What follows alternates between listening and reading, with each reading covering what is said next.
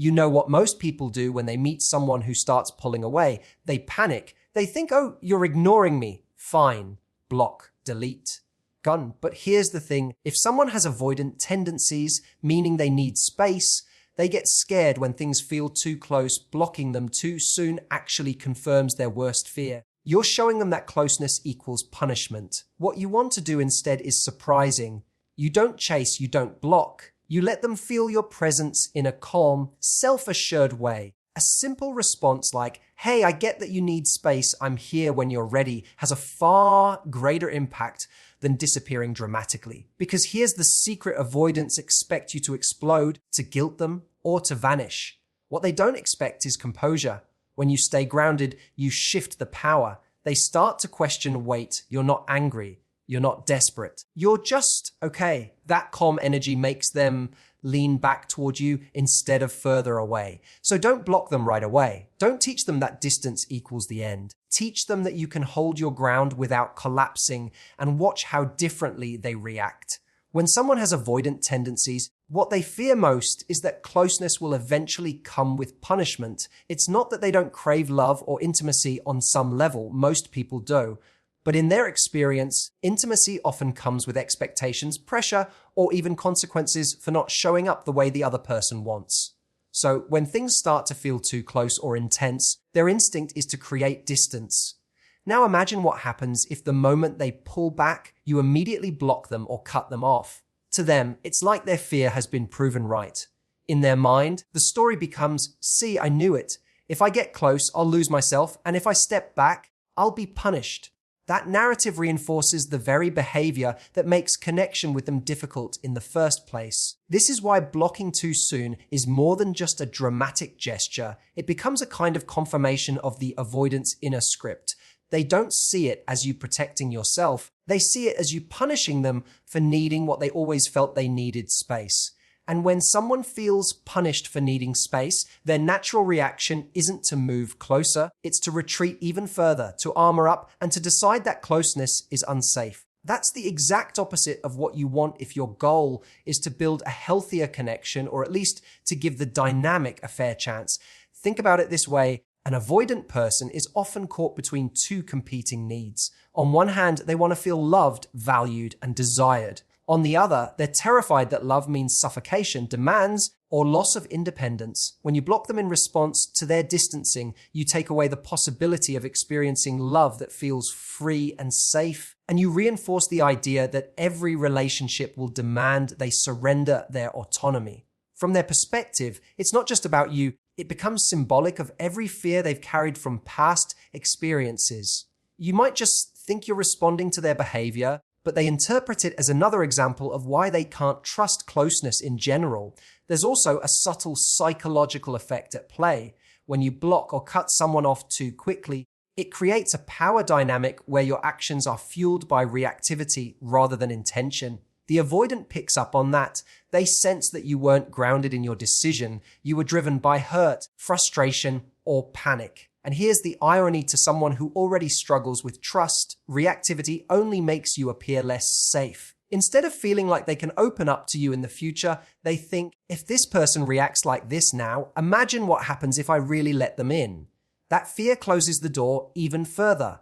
By not blocking right away, you break the pattern they expect. You stop confirming the idea that closeness equals punishment. You show them through your actions that you're capable of handling their need for space without exploding or disappearing. And while that doesn't guarantee they'll suddenly change overnight, it plants a seed of possibility in their mind. A different narrative where closeness doesn't always end in pain or rejection. That shift can be the beginning of a new kind of interaction, one where they feel safer stepping towards you instead of running away. When someone begins to pull away, the natural impulse for most people is to react with urgency. That urgency often shows up in one of two ways: chasing after them or cutting them off entirely. Both of these responses are fueled by panic, and while they might feel like the right move in the moment, they actually have the opposite effect of what you're hoping for. To someone with avoidant tendencies, these reactions confirm their belief that relationships are either overwhelming or unsafe. Instead of drawing them closer, panic pushes them further away. Chasing is one of the most common reactions. When an avoidant person starts to create distance, many people immediately lean in harder. They send more messages, they ask why the other person isn't responding, they demand explanations, or they try to win their attention with gestures of affection. The logic is simple. If I just show them I care enough, they'll come back. But for someone whose instinct is to protect their space, that kind of pursuit feels suffocating. Every attempt to close the gap feels like pressure, and pressure to an avoidant isn't interpreted as love. It's interpreted as danger. It feeds the fear that closeness means losing autonomy, and their response is to retreat even further into distance. On the other side of the spectrum is the cut-off reaction, blocking, deleting, or making a dramatic exit as soon as avoidance shows up. This is also a panic move, though it looks like the opposite of chasing. Instead of clinging, it's about protecting yourself through withdrawal. But when done too quickly, it doesn't come across as strength, it comes across as reactivity. To the avoidant, it sends the message that their fear was valid all along. Intimacy equals punishment. Instead of teaching them that your connection is a safe place, it reinforces their belief that the moment they show their true needs, they'll be abandoned. This doesn't bring them closer, it validates their reason for pulling away. What both chasing and cutting off share is the underlying energy of desperation. Desperation is transparent, it leaks through words, tone, and actions. And desperation never feels attractive or secure to someone who already questions whether closeness can be safe. Instead of showing calmness and resilience, panic communicates instability. It makes the avoidant feel that the relationship is fragile, easily tipped into chaos. For someone who values emotional safety above all, that's a red flag, and it convinces them that distance is the better option. The irony is that the more urgently you try to control the connection, the more control you lose. Avoidants aren't drawn in by pressure or punishment. They're drawn in when they feel they have the freedom to choose closeness without strings attached. Panic reactions strip that freedom away. They make the avoidant feel cornered, as though they have no safe path forward, and so they take the only option they trust, pulling back even further. That's why chasing and blocking, as tempting as they are in moments of fear, rarely give you the outcome you want. When someone has avoidant tendencies, their defenses are built around the idea that relationships will eventually feel like a trap. They expect pressure, they expect demands, and they expect to feel judged or guilted for needing space. This is why a calm acknowledgement of their distance has such a powerful impact. It disarms the very defenses they rely on. Instead of meeting their withdrawal with resistance, you meet it with composure, and that creates an entirely different emotional experience for them. Imagine the difference between saying, "Why are you ignoring me? You never care about this relationship," and saying, "I get that you might need some space right now, and that's okay." The first response triggers guilt and defensiveness. It feels like an attack, and when someone is avoidant, an attack makes them shut down even more. The second response, however, removes the fight entirely. By calmly acknowledging their need, you take away the weapon they were bracing themselves against. They don't have to defend their independence because you've already respected it. That act of composure interrupts the cycle of push and pull that normally keeps the connection stuck. Calm acknowledgement is not about pretending you don't care, nor is it about suppressing your feelings. It's about communicating from a place of groundedness rather than reactivity. When you say, "I'm okay giving you space," you're showing them that their behavior doesn't control your emotional state. You're demonstrating emotional stability, and stability is something avoidants rarely experience in close relationships. That stability makes you stand out. Instead of being another person who tries to grip tighter when they pull away, you're the one who can hold steady without collapsing. That steadiness is magnetic because it offers a safe contrast to what they're used to. What's so powerful about this approach is that it doesn't reward avoidance, nor does it punish it. It creates a middle ground where the avoidant can breathe, but they also don't feel like the connection is being severed. You're saying, in essence, "I see what you're doing, and I don't need to fight it. I'm still here." That quiet confidence unsettles their usual patterns. They expect to either be chased or abandoned, but they don't expect calm acceptance. It confuses their narrative in the best way possible. And there's another layer to this. When you calmly acknowledge their space without dramatizing it, you also affirm your own strength. You're not pretending to be okay while secretly stewing in resentment. You're genuinely choosing to respect both their needs and your own. That communicates self-worth, which changes the dynamic entirely. The avoidant begins to realize they're dealing with someone who isn't easily shaken, someone who doesn't need to cling or retaliate. That shifts the balance of respect because deep down, people who lean avoidant don't actually want someone fragile. They want someone who can handle the waves without being swept away. By embodying that composure, you disarm their defenses and paradoxically make it easier for them to come closer. When someone with avoidant tendencies pulls away, they're usually bracing themselves for a predictable outcome. They've learned, often from past experiences, that when they take space, most people will react with anger, guilt trips, or desperate attempts to pull them back. Because of that, they expect drama, they're prepared for it.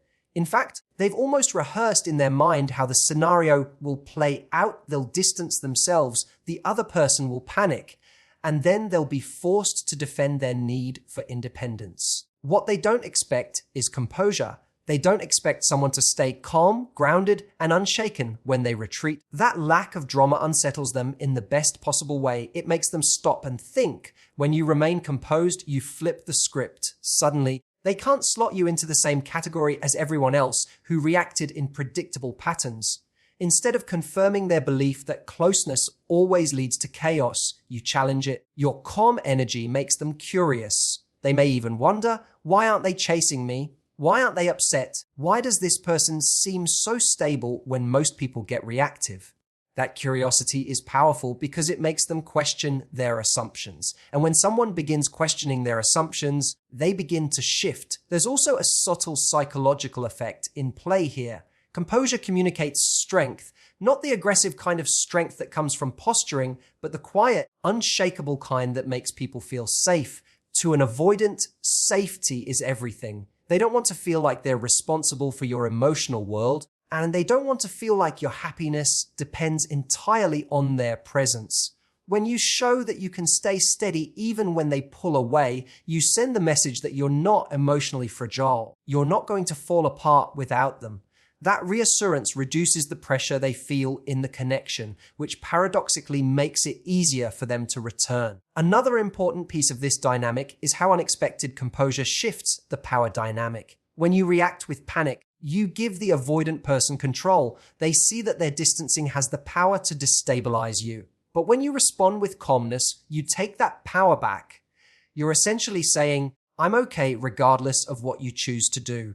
That stance is not only attractive, it's disarming. They don't know how to defend themselves against calm because calm isn't a threat. It doesn't attack their independence and it doesn't beg for their attention. It simply exists steady and confident. Over time, this creates an interesting effect. While you're not actively pulling them closer, your composure creates an emotional environment that feels safe to return to. Instead of fearing judgment or punishment, they begin to associate you with stability. They might still pull away at times, it's part of their wiring, but each time they do, and each time you respond with grounded energy instead of chaos, it erodes their expectation of drama.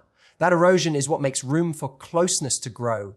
What they don't expect is what ultimately opens the door for a new reaction, leaning back toward you instead of further away. When someone with avoidant tendencies starts to pull back, the impulse many people have is to either clamp down harder or to slam the door shut entirely. Both of those approaches are dramatic, and drama is exactly what fuels the avoidant cycle. Instead of breaking it, you end up reinforcing it. That's why responding with grounded presence, rather than with big gestures of anger or panic, has such a different effect. It doesn't feed the cycle, it interrupts it. It signals something very different to the avoidant, that you are stable, that you can handle their space, and that you don't disappear the second they step back. Grounded presence is about showing up with calm energy. It means you don't need to flood them with messages when they retreat, but you also don't vanish in a way that feels punitive. You remain consistent. Maybe you still check in occasionally, or you simply let them know once that you're there when they're ready. What you don't do is dramatize the situation by saying things like, "You clearly don't care about me," or "You'll never hear from me again." Those kinds of ultimatums come from insecurity, and insecurity always creates more distance. Groundedness, on the other hand, comes from self-respect. It communicates, I'm okay on my own, but I'm also open to connection if you choose to return. That steadiness is deeply attractive because it's so rare.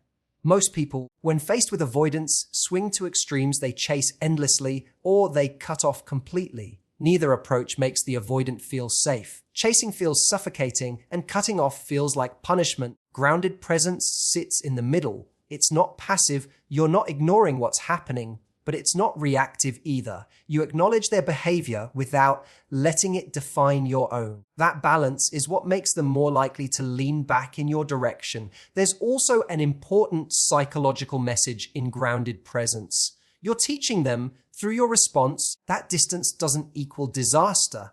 In their internal world, pulling back usually comes with consequences. They've learned to expect either guilt or abandonment. When you calmly hold your ground, you show them something new. They can step back and still find the connection waiting in a safe, steady way. That breaks their old association and introduces the possibility of closeness that doesn't feel threatening. And here's the subtle shift it creates. By not reacting dramatically, you put the focus back on them. They no longer get to point to your behavior as the reason for their retreat. Instead, they're left with their own feelings, their own choices, and the quiet presence of someone who isn't trying to manipulate or control them. That's uncomfortable for them at first because it's unfamiliar, but it's also what slowly draws them closer. When they realize you're not going to punish or pressure them, curiosity begins to replace fear.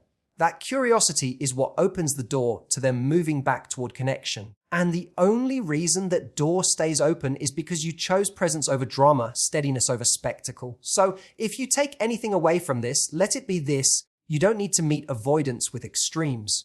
Blocking too soon teaches the wrong lesson, chasing only pushes them further, and drama just keeps the cycle alive. What really shifts the dynamic is your steadiness, your ability to stay calm, to acknowledge their space without punishing them, and to hold your own ground with quiet confidence. That's what surprises them. That's what unsettles their defenses, and that's what opens the door for them to come closer. Because in the end, it's not about controlling them, it's about showing up in a way that reflects your value. You're not here to teach them a lesson through punishment. You're here to model what it looks like to be secure, to be steady, and to be someone worth leaning back toward. When you do that, you stop reinforcing their fears and start planting the seed of trust. Thank you so much for listening today. I hope this gave you a new perspective, not just on avoidance, but on how powerful it is to choose composure over reactivity. Remember, the calmest person in the room is the one who holds the most influence. Take that energy with you into your connections. Goodbye for now, and thank you again for your time and presence. It truly means a lot. Stay grounded, stay confident, and I'll see you soon.